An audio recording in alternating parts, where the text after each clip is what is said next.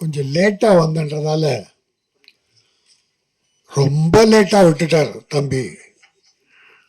எல்லாரும் பேசி முடிச்சு நன்றி சொல்கிற நிலையில் என்னை விட்டுட்டாரு. நான் ஒரு சிலருக்கு நன்றி சொல்லி ஆகணும்.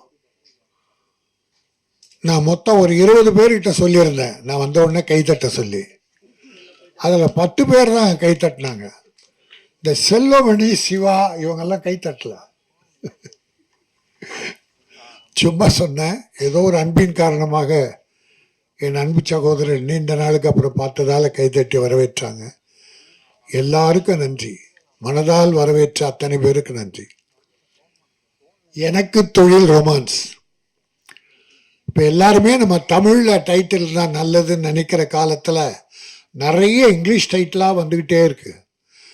ஆனால் இந்த படத்தில் சகோதரர்கள் தமிழும் வைத்து இங்கிலீஷும் ஆங்கிலத்தையும் சேர்த்து வச்சிருக்காங்க. எனக்கு தொழில் காதல். காதல் ரொமான்ஸ்னா காதல் இல்லை, காதலை விட அடுத்தபடியாக ரொமான்ஸ்னா டைரக்டர் சார் காதல் தானே? காதல் தான், ரொமான்ஸும் காதல் தான். எனக்கு தொழில் காதல் இப்போ ஒரு ஸ்டைலாக இருக்குது, நல்லா இருக்குது. எனக்கு தொழில் ரொமான்ஸ் போது சில யங்ஸ்டர்ஸ் இந்த காலேஜில் லவ் பண்ணிட்டு தள்ளின்னு வராங்க இல்லையா தேட்டருக்கு, அவங்கெல்லாம் கொஞ்சம் ரொமான்ஸுக்காக வருவாங்க, நிறைய வருவாங்க. எனக்கு இந்த பார்க்கும்போது நான் ரொம்ப நல்லா இருக்குன்னு சொன்னாங்க. தம்பி திருமலை தான் சொன்னான், ரொம்ப நல்லா இருக்கேனே, அதனால தான் நம்பி நம்ம பண்ணிட்டேன். இதெல்லாம் இவ்வளோ காலம் கஷ்டப்பட்டால் கூட இதெல்லாம் வெற்றி பெறுவேன். அவன் ஒரு போராளி, சினிமா போராளி. என் சிஷ்யன் சொல்லலாம், நான் ஒரு போராளி. இப்போ எனக்கு அடுத்து என்னோட தம்பி, அதாவது கஷ்டத்தையே இஷ்டப்பட்டு எடுத்துக்குவான். கஷ்டப்படுவான், அது இஷ்டப்பட்டு படுவான். வெற்றி அடையிற வரைக்கும் போட்டிடுவான். தவறுகளை சுட்டி காட்டுவான், தட்டி கேட்பான். யாருக்கும் ஜால்ரா அடிச்செல்லாம் பழக்கம் கிடையாது.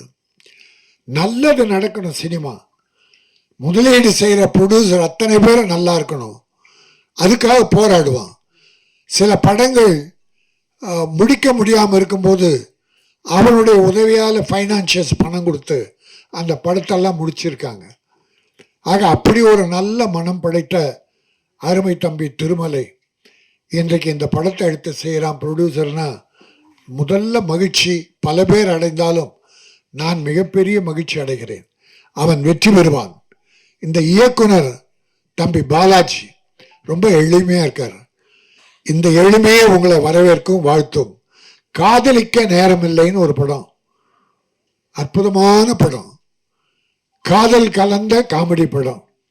அப்படி ஒரு படமாக இது அமையும், மக்கள் ஏற்றுக்கொள்வார்கள். தம்பி திருமலை தன்னுடைய ஆதங்கத்தை வெளிப்படுத்தினான், வருத்தத்தை வெளிப்படுத்தினான். இந்த ப்ரொமோஷனுக்கு கூட ஹீரோ வரல, ஹீரோயினி வரல, வரணும். செல்லுமணி சில விஷயங்கள்லாம் சொன்னார். இந்த திட்டம்லாம் நாங்கள் போடுறோம் சார், இதெல்லாம் போடுறோம் சார், படம் எடுக்கும் போது எல்லாம் போடாமல் எடுப்போமா? ஆனால் அதை பிரேக் பண்ணுறவன் ஹீரோ, ஹீரோயினி, மற்ற சிலர் எல்லாத்தையும் பிரேக் பண்ணிடுவாங்க. டப்பிங் பேசுறதுக்கு முன்னால பணம் வேணும்னா உனக்கு ஏதாவது அசிங்கமா இல்லை, உன் மேல உனக்கு நம்பிக்கை இல்லை, பணம் வியாபாரம் ஆகலை, உன்னை வச்சு நாங்கள் படம் எடுக்கிறோம், வட்டிக்கு வாங்குறோம், கஷ்டப்படுறோம். இப்போ பாருங்க 4 வருஷம் 5 வருஷம் படம், இந்த படம் முடியும்னா அப்போ என்ன கஷ்டம் இருக்கணும்? பொருளாதார கஷ்டம்தான் இருக்கணும். அதை கடைசியாக மகேந்திர குமார்ஜி உதவியால் தம்பி திருமலை ஏற்பாடு பண்ணி இந்த படத்தை முடிச்சிருக்கான்.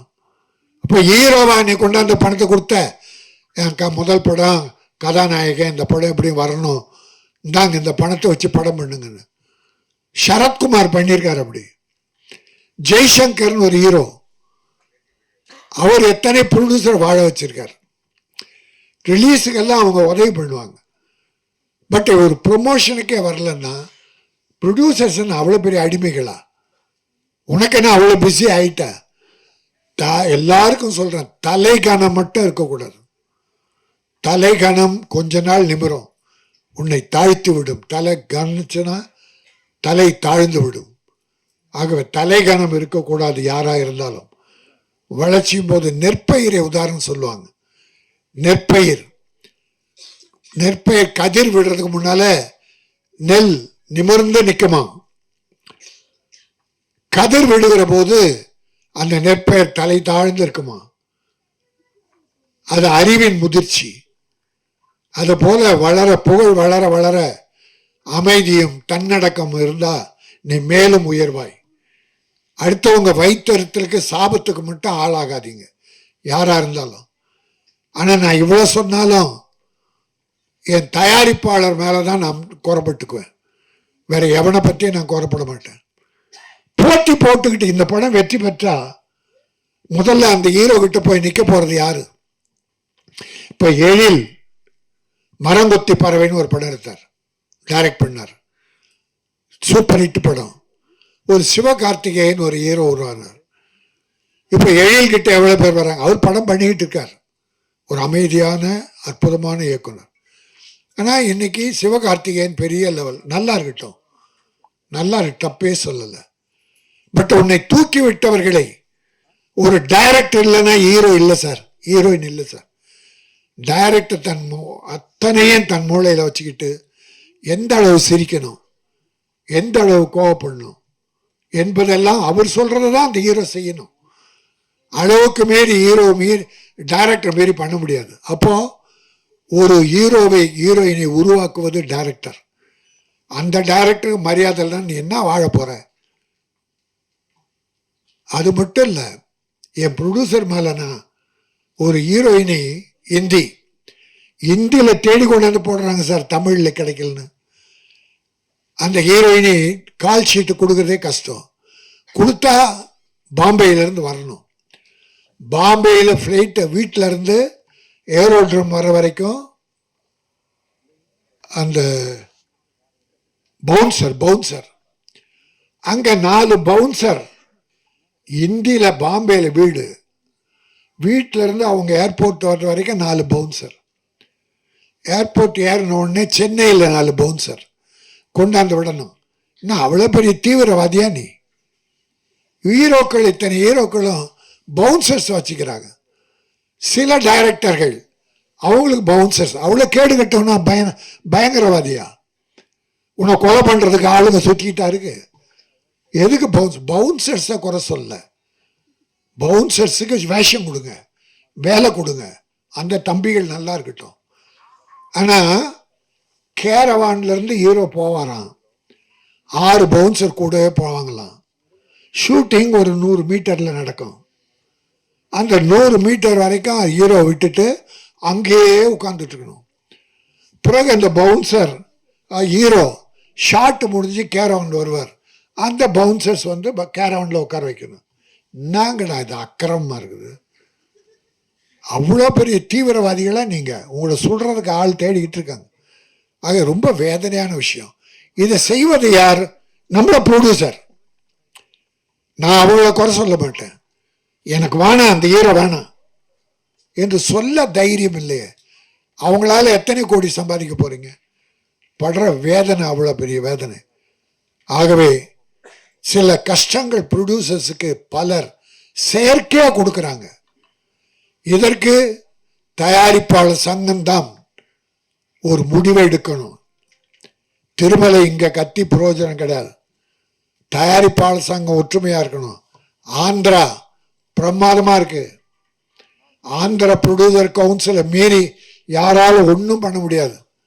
கேரளா பவர்ஃபுல் ப்ரொடியூசர் கவுன்சில் சொல்றதா நடக்கும். கர்நாடகாவும் அப்படிதான். நான் ஒரே ஒரு உதாரணம் சொல்லி முடிக்கிறேன்.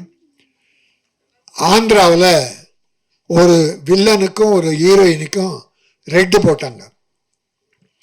ஒரு ப்ரொடியூசருக்கு டேட்டு கொடுத்து அந்த படத்தில் ஆக்ட் பண்ணாம அவரை விட்டுட்டு இன்னொரு படம் பெரிய ப்ரொடியூசர் டைரக்டர் படத்துக்கு போயிட்டாங்க. அந்த ப்ரொடியூசர் கம்ப்ளைண்ட் பண்ணார், என் படத்துக்கு தேதி கொடுத்துட்டு அந்த வில்லனும் ஹீரோயினும் வரலன்னு. ப்ரொடியூசர் கவுன்சில் அவங்கள ரெட்டு போட்டுச்சு ஆந்திராவில். 1 மாசம் படம் நடிக்கல, யாருமே கூப்பிடல. பிறகு 5 ரூபாய் 5 லட்சம் ஃபைன் பண்ணி அந்த வில்லனும் ஹீரோயின் பணம் கட்டின பிறகு ரிலீஸ் பண்ணாங்க, நடிக்க ஆரம்பிச்சாங்க. யாரும் இல்லை, பிரகாஷ்ராஜ் என்கிற வில்லன், சிம்ரன் என்கிற ஹீரோயின். அப்போ அந்த பவர் எங்க போச்சு உங்களுக்கு? நம்முடைய வேலை செய்பவர்கள் அவங்க கிட்ட நம்ம அடிமையா இருக்க முடியாது. அந்த கட்ஸ் நம்ம ப்ரொடியூசருக்கு வேணும். அந்த கட்ஸை கொடுக்க வேண்டியது ப்ரொடியூசர் கவுன்சில். இப்போ செல்லுமணி சொன்ன மாதிரி சரியா வரலையா, பெப்சி கிட்ட சொல்லி ஒத்துழைமை கொண்டு வாங்க. ஒரு ஹீரோ போடாத, கிட்ட போகாத, எந்த ப்ரொடியூசரும் போகாத. 3 மாசம் முகம் வளர்ச்சி ஆகட்டும், மேக்கப் போடாமல் இருக்கட்டும், அப்புறம் அழ போறாங்க பாரு, வந்து வேஷம் கேட்பாங்க. ஆக எந்த ஊரில் தனிப்பட்ட முறையில் நான் யாரும் சொல்லலை. என் ப்ரொடியூசரை வேதனைப்படுத்திய எந்த ஹீரோ ஆனாலும் அவர்கள் நான் வன்மையாக கண்டிக்கிறேன். இந்த எனக்கு தொழில் ரொமான்ஸ் மிகப்பெரிய வெற்றி பெறும். மிகச்சிறந்த நகைச்சுவை காதல் கதை. அந்த படத்தை மக்கள், தமிழக மக்கள் மட்டுமல்ல, சினிமா பார்க்கிற அத்தனை பேரும் ஏற்பார்கள். அதன் மூலமாக ஒரு கதாநாயகன் மிகப்பெரிய வெற்றி பெறுவார். ஹீரோ ஓடுறாங்க. இப்போ அந்த ஹீரோ ப்ரொமோஷனுக்கு வந்திருந்தா இந்த டிவி, நம்ம கேமராக்கள் எல்லாமே அவங்ககிட்ட தான் இருந்திருக்கும். இங்கேயும் ப்ரொமோஷன் அவங்களுக்கு தான்.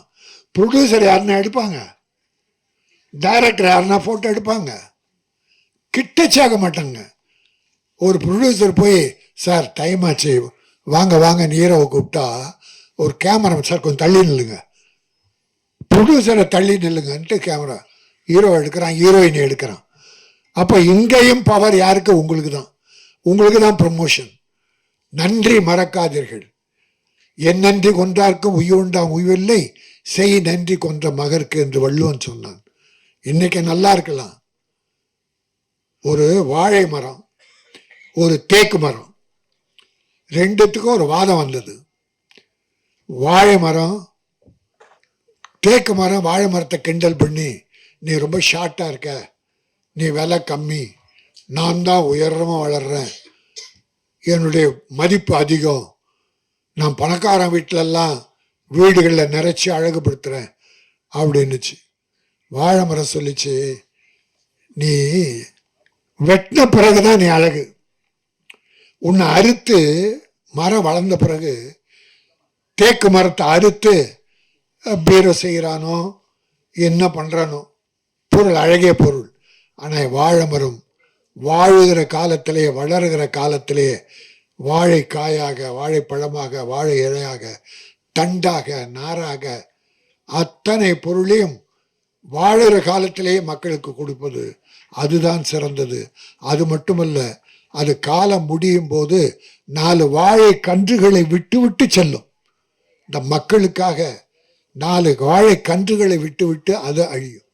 அதை கல்யாண வீட்டில் மாட்டி வைப்பாங்க, கல்யாண வீடு அலங்கரிக்க. அப்படி வாழுகிற காலத்தில் அடுத்தவர்களுக்கு உதவியாக இருக்க வேண்டும். நீ வளர்ந்து பட்டு யாருக்கும் உபயோகமாக இருந்து புரோஜனில் மனிதனே கிடையாது. ஆகவே இந்த எனக்கு தொழில் ரொமான்ஸ் மிகப்பெரிய வெற்றி பெற வாழ்த்துகிறேன். நன்றி, வணக்கம்.